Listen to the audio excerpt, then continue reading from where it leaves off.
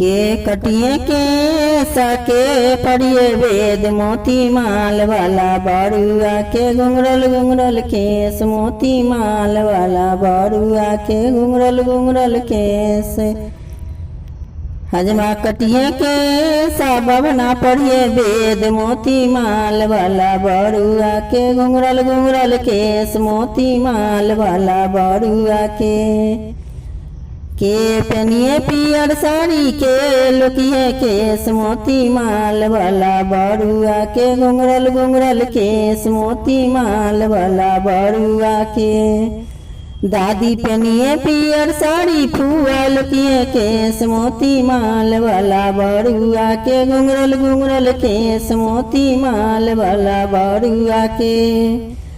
अम्मा पहनिए पियर साड़ी दीदी लुकिए केस मोती माल वाला बरुआ के घुंघरल घुंघरल केस मोती माल वाला बरुआ के नानी पहनिए पियर साड़ी मौसी लुकिए केस मोती माल वाला बरुआ के घुंघरल घुंघरल केस मोती माल वाला बरुआ के घुंघरल घुंघरल केस मोती माल वाला बरुआ के घुंघरल घुंघरल के